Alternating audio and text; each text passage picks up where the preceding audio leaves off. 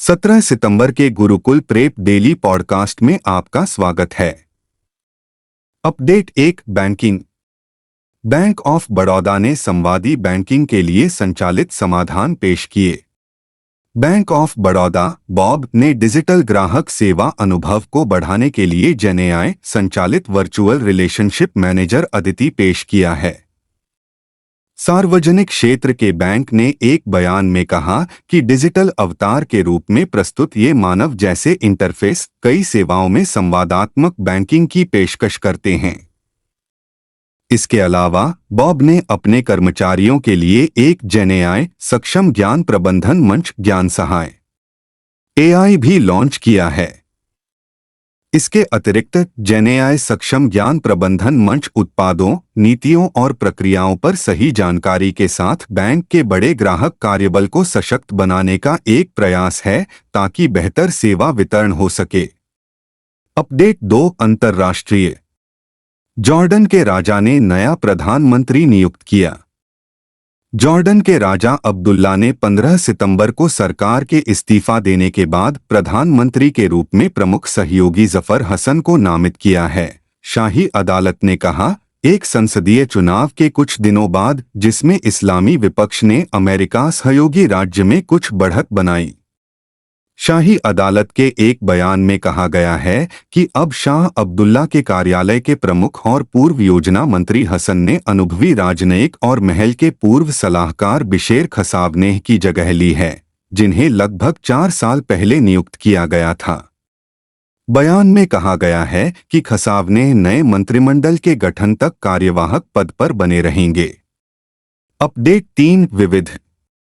जम्मू कश्मीर ने लॉन्च किया वोट का त्योहार थीम सॉन्ग। जम्मू कश्मीर में आगामी विधानसभा चुनावों में मतदाताओं की भागीदारी को प्रोत्साहित करने के उद्देश्य से जम्मू कश्मीर के मुख्य निर्वाचन अधिकारी कार्यालय ने थीम गीत वोट का त्योहार लॉन्च किया। सीईओ पीके पोल द्वारा जारी किए गए गीत का उद्देश्य विधानसभा चुनावों के 3 चरणों में अपना वोट डालने के लिए केंद्र शासित प्रदेश के मतदाताओं को प्रेरित करना है, जो 18 सितंबर 2024 को जम्मू और कश्मीर दोनों डिवीजनों के 7 जिलों में शुरू हुआ। थीम गीत का निर्माण रंगयुग द्वारा किया गया था, जो एक प्रसिद्ध प्रदर्शन कला संगठन है जो सामाजिक परिवर्तन और स्वयं परिवर्तन को बढ़ावा देने के लिए प्रतिबद्ध है। अपडेट 4 राष्ट्रीय। पीएम मोदी ने नमो भारत रैपिड रेल और नई वंदे भारत ट्रेन की शुरुआत की। प्रधानमंत्री नरेंद्र मोदी ने भारतीय रेलवे की पहली वंदे मेट्रो ट्रेन सेवा को हरी झंडी दिखाई। हरी झंडी दिखाने से पहले रेल मंत्रालय ने आधिकारिक तौर पर वंदे मेट्रो का नाम बदलकर नमो भारत रैपिड रेल कर दिया। भारतीय रेलवे की नई ट्रेन गैर उपनगरीय खंडों पर आम आदमी और अनारक्षित यात्रियों के लिए कम दूरी की प्रीमियम यात्रा अनुभव के लिए एक नई पेशकश है। भारतीय रेलवे की पहली वंदे मेट्रो सभी वातानुकूलित ट्रेन सेवा गुजरात के अहमदाबाद और भुज के बीच चलेगी। वंदे भारत, जो कि 160 किलोमीटर प्रति घंटे की गति वाली एक अर्धोच्च गति वाली ट्रेन है, के विपरीत वंदे मेट्रो ट्रेनों की अधिकतम गति सीमा 130 किलोमीटर प्रति घंटा होगी। अपडेट 5 रैंक और रिपोर्ट। अंगकोर वाट को एशिया में सबसे अधिक फोटोजेनिक यूनेस्को विश्व धरोहर स्थल नामित किया गया। कंबोडियाई प्रधानमंत्री हुन मानेट ने कहा कि टाइम्स ट्रैवल ने अंगकोर वाट को एशिया में सबसे अधिक फोटोजेनिक यूनेस्को विश्व धरोहर स्थल का नाम दिया है। समाचार एजेंसी सिन्हुआ की रिपोर्ट के अनुसार प्रधानमंत्री ने अपने आधिकारिक टेलीग्राम चैनल पर पोस्ट किए गए एक टेक्स्ट में इसकी घोषणा की, जिसमें टाइम्स ट्रैवल की सूची में एशिया के 10 सबसे अधिक फोटोजेनिक यूनेस्को विश्व धरोहर स्थल दिखाए गए हैं। सूची ने संकेत दिया कि अंगकोर वाट पहले स्थान पर है। सूची में अन्य विश्व धरोहर स्थलों में भारत का ताजमहल, चीन की दीवार, म्यांमार का बागान, इंडोनेशिया का बोरोबुदुर, वियतनाम का हालोंग बे शामिल हैं। अपडेट 6 योजनाएं और समितियां। निर्मला सीतारमण ने एनपीएस वात्सल्य लॉन्च किया।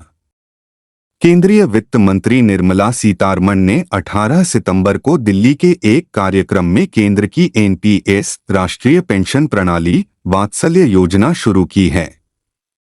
एनपीएस वात्सल्य योजना को पेंशन प्रणाली में एक महत्वपूर्ण कदम माना जाता है। रिपोर्ट्स के मुताबिक बच्चों के वित्तीय भविष्य को सुरक्षित करने के लिए यह नई योजना शुरू की गई है। पेंशन फंड नियामक और विकास प्राधिकरण इस योजना का प्रबंधन करेगा। यह योजना माता-पिता और अभिभावकों को पेंशन खाते में निवेश करके अपने बच्चे के भविष्य को सुरक्षित करने की अनुमति देगी। अपडेट 7 राज्य। पीएम मोदी ने ओडिशा की प्रमुख योजना सुभद्रा का शुभारंभ किया। प्रधानमंत्री नरेंद्र मोदी ने ओडिशा सरकार द्वारा शुरू किए गए एक प्रमुख कार्यक्रम सुभद्रा का उद्घाटन किया है।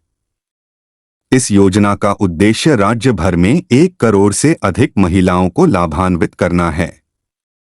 योजना के दिशानिर्देशों के अनुसार 21 से 60 वर्ष की आयु की सभी पात्र महिला लाभार्थियों को 5 साल की अवधि में 50,000 रुपये की वित्तीय सहायता मिलेगी। लाभार्थी को प्रति वर्ष कुल 10,000 रुपये की राशि प्राप्त होगी, जो सीधे उनके बैंक खाते में जमा की जाएगी, जो आधार और प्रत्यक्ष लाभ हस्तांतरण डीबीटी दोनों से जुड़ा हुआ है। राशि पूरे वर्ष में 2 बराबर भागों में वितरित की जाएगी। अपडेट 8 विज्ञान और प्रौद्योगिकी। एलआईसी ने नेक्स्ट जेन डिजिटल प्लेटफॉर्म के लिए इन्फोसिस की नियुक्ति की।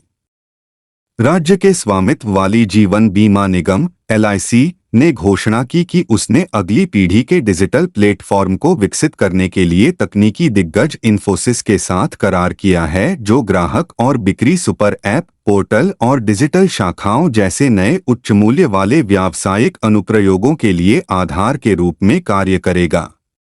सौदे की वित्तीय शर्तों का खुलासा नहीं किया गया है। एलआईसी को इससे पहले टाटा कंसल्टेंसी सर्विसेज टीसीएस और टेक महिंद्रा जैसी दिग्गज कंपनियों से आईटी सपोर्ट मिल चुका है। नया डिजिटल प्लेटफॉर्म एक एकीकृत एंड-टू-एंड बीमा समाधान होगा। अपडेट 9 खेल।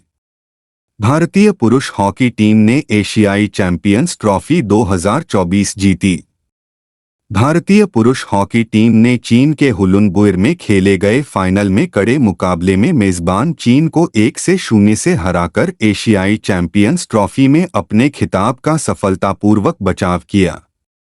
51वें मिनट में जुगराज सिंह के निर्णायक गोल ने जीत को पक्का कर दिया, जिससे भारत टूर्नामेंट के इतिहास में रिकॉर्ड 5 खिताब के साथ सबसे सफल टीम बन गया। भारत ने 2023 में अपनी जीत के बाद लगातार दूसरे संस्करण के लिए ट्रॉफी बरकरार रखी। भारत ने इससे पहले 2016 और 2018 में बैक टू बैक खिताब हासिल किए थे।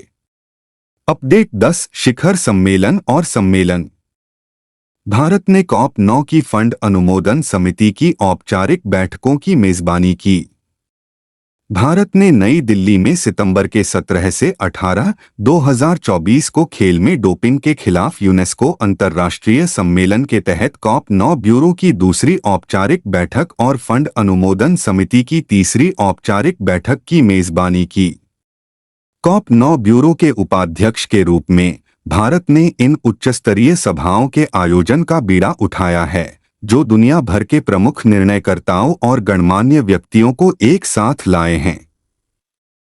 खेल में डोपिंग के खिलाफ यूनेस्को अंतर्राष्ट्रीय सम्मेलन के वरिष्ठ अधिकारी भी उपस्थित थे, जिन्होंने एक हाइब्रिड प्रारूप में चर्चा में योगदान दिया।